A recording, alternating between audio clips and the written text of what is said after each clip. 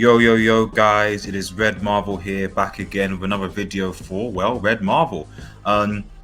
This week, I'm doing a belated Hawkeye Season 1 review. I just got done with it, binge-watched it, and oh my goodness, I enjoyed it. I don't really get where the hate came from this series, because I actually thought that this was quite a light-hearted Christmas season, and it was pretty good, But before we get into it, obviously, this is a spoiler review, so first and foremost, this is spoilers. It's been out for a while, but spoilers, just so people don't know, spoilers. If new to the channel, to like, share, and subscribe to Red Marvel. Follow us, obviously, on Twitter and Twitch. The ats are at the bottom of the screen, and the links are in the description. So, guys, Hawkeye Season 1. There are obviously 6 episodes to this. It's on Disney Plus for those who don't know, so make sure that you check it out. I'll say this. I liked it. I liked it, and obviously it focuses on the relationship between Kate Bishop, who's the main female lead, and obviously Clint Barton, aka Hawkeye. And basically, it's a simple premise. At the end of the day, Hawkeye essentially wants to get home for Christmas. He's spending time with his family, going to New York, got a bit of PTSD from watching an Avengers musical, and that leads to kind of him crossing paths with Kate Bishop, who has her own issues. She idolizing Hawkeye from the Battle of New York, because it was Hawkeye who saved her from the Chitauri invasion. Unfortunately, her dad who died in that conflict, and her mum was left as being a widow, and we sort of explore that relationship between Kate and her mum throughout the season, as well as Clint's relationship with his alter ego, the Ronin character, where for people who did watch the Avengers Endgame, you see that when people reacted to the disappearing act in different ways, and obviously Hawkeye reacted by being Ronin and basically going back to what he did, his job, which was basically an assassin. An assassin pointed by the right people. You can make an argument that were the right people Shield assassinating people when Shield was compromised by Hydra.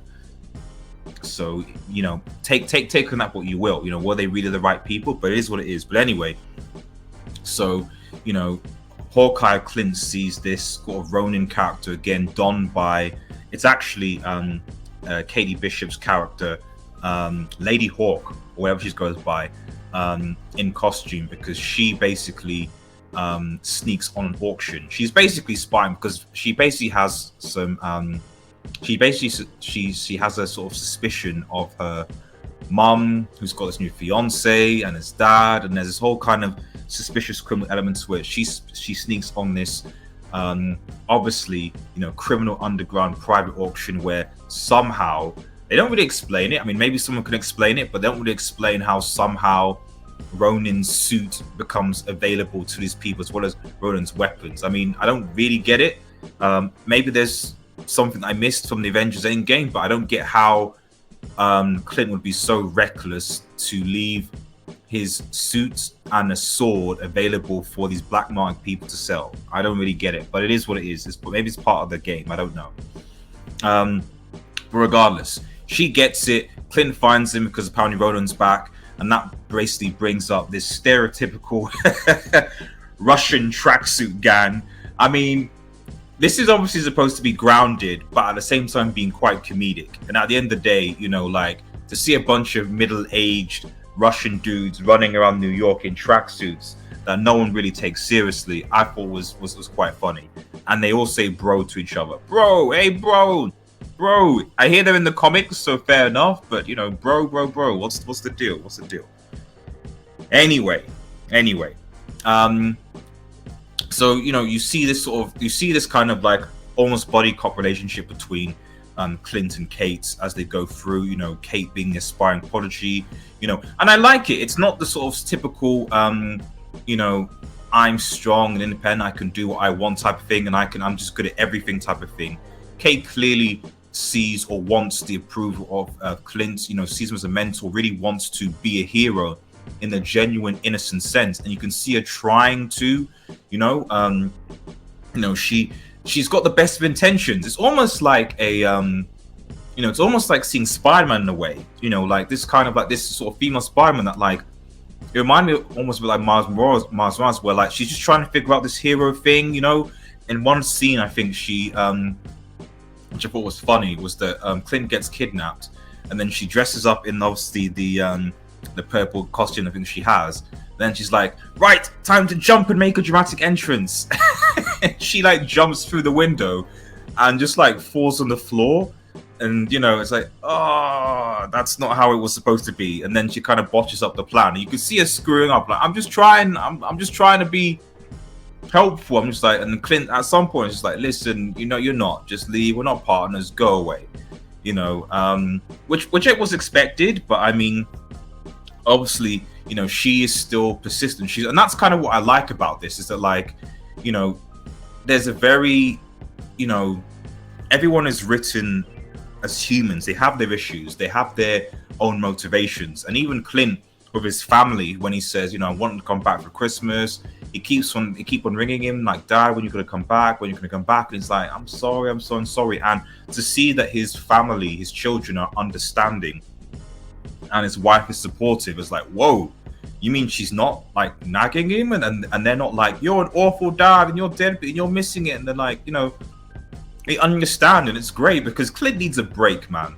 The dude lost one of his best friends and is going through a lot of crap, and is in a dark place at times. So he needs a bit of a break. But anyway, we then go on further into this. You start to sort of you start to suspect Kate's mom a bit more on her hand in the whole thing, and there's a very criminalized, organized event. You also get introduced to the character of Echo from the comics, who's basically a blind mafia female boss. She's got one leg as well. Sorry, not she's got two legs, but amputated. And she has her own vested interest in dealing with Ronin, because she saw Ronin kill her father, and basically she wants revenge on him, which is driving her. Now, her friend wants her to sort of chill out and settle down, but she insists on going to kill Ronin. It looks like in retrospect, her friend was egging her on to do it, because you find that when she eventually confronts Ronin, she realizes that, oh, hang on a minute, it was actually her boss, who we'll talk about in a bit, that orchestrated or manipulated her dad being killed. Her boss being a certain Wilson Fisk. Now, that was for me one of the big shocks of this series. Was that seeing, Wilson Fisk in this movie. Obviously Netflix series, finally coming into the main MCU type of situation. And I obviously loved Wilson Fisk. I loved him in the Daredevil series. He is an enemy of Spider-Man, of Daredevil, of various other characters, and he really is the kind of street level. He's not a Thanos. He's not a Green Goblin. He's not really a Kang or whatever. But he is that kind of street level villain who you need to take seriously. Who uses the people to gain power and more. That is basically his thing. And so you'd expect that, maybe like a Spider-Man, like a Daredevil, like a She-Hulk, a lot of these street level heroes, that he would be the main kind of villain for those. And I think going forward, I would like to see the MCU, instead of building up big bads, instead of sort of team ups of big things, actually having localized threats, and rather than massive superhero conundrums, if that makes any sense. So I like that. I like seeing Wilson. He doesn't mess around. You find out that Kate's mom, which is one of the other big twists, that actually it isn't her fiance that's dubious. The Jack character who likes swords, it's her, and she was responsible for killing Jack's father, and as well as various other criminal activities. She's the one that hired Yelena, who we find out, Yelena from Black Widow, who was obviously Black Widow's sister. Yelena came back. I love her character. Russian accent's a bit heavy, but she's playing with it. But I like her character. I like her. She's more likable to me than Black Widow was, because there's more character in her. She's funny. And there's a very good chemistry between her and Kate Bishop in this thing, especially in episode 5. There's so many good scenes with her where you're just like, you know, she's good, you know, and I hope that she takes on the Black Widow mantra. Now, it's actually Kate's mum that hires her to kill Hawkeye, and obviously uses that motivation. Now, I don't really know. What I don't quite understand was because in the end of Black Widow, it was actually, I think it was Madam Hydra that recruited her or told her about it. So I just wonder, you know, does that mean that Madam Hydra is working for Kingpin? Or working with Kate? Because I was on the assumption we were going to go down a separate line of like Dark Avengers or Thunderbolts or what have you.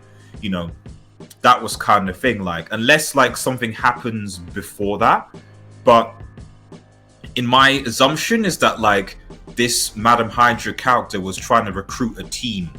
You know, she's recruiting that, you know, that Captain America knockoff, and then recruiting Yelena and that type of. That's the impression I got. So to see the situation potentially wrapped up with Yelena, I'm not sure. I'm interested to see, because the fight kind of ended, you know, with okay, I'm not going to kill you, but like, see you later. So I'm not sure what's going to happen with Yelena's character. It was a bit of a letdown. I personally would have rather they gone down the, you know, the I'm never going to forgive you, right? Yeah. It's like, yeah, I hear you. She did this. It was her fault. But at the end of the day, like, you still let her die, and I hate you for it. I wouldn't mind that, you know. But it is what it is, you know. So, but actually, I like Yelena's character, and I hope we see more of her. I'm interested to see where she appears next, whether it's in a Thunderbolts thing or what have you. But yeah, overall, ultimately, like, it ends, you know, there's obviously a few things with like some, like, there's a typical MCU comedy, there's like a Avengers musical, there's some LARPers, there's obviously some antics with dogs and police and what have you. But overall, as you'd expect. Oh, what I mentioned before I finished, what I did find was interesting was that in the end, when you realize that Kate's mother is a crook, Kate actually says, you know what, you're going to jail. And she goes to jail. She goes to jail, bro. So she sends her mom to jail, you know. And it's I didn't expect that. You know, I thought, oh yeah, you know, they're gonna make up and forget it, blah, blah, blah. But no, her mom goes to jail. Just like that, she goes to jail. So fair enough. And you're thinking Kate's kind of an orphanage now, although she's 22. But, you know, it wraps up with, you know, her coming of age, spending time with the Bartons for Christmas. And, yeah, you know, Clint kind of gets his kind of almost, I think, peace in a way. At the end of this, you're thinking, you could bring back Clint, but to be honest, he could just as well just kind of retire. Like, I felt this was like a very much retirement for Clint. Like, listen, just like Tony Stark and Captain America had their send-offs, I think that this was a nice, in my opinion, send-off for Clint. Yes, he could come back in bits and pieces, but you know, I think this is a send-off for the dude. You know, like, he just needs some time to just like spend some time with someone. And the irony is that I read somewhere that actually in real life, Jeremy Renner, who plays Clint Barton, who plays Hawkeye, was like, listen, I actually want to spend some time with my family, with my daughter. Let me do that. If I don't do that, I'm not going to film this thing. So there you go, you know. Ultimately, you know, the message here being that, you know, family, you know, is important. The people close to you are important, you know, but sometimes you don't choose that. But you just make do with the best that you have, you know, so, and try and do the right thing, you know, no matter the cost. Anyway, guys, overall, like I said, I thought it was good. I'd definitely recommend people watch it. I'd say give it a 3.5 to 4 stars. Let me know what you think, what your thoughts are in the comments. Did you like it? Did you enjoy it? What are your thoughts? Are you interested to see more of Disney Plus coming in 2022? Let me know. Like the vid, subscribe below. Have a nice day, guys, and cheers.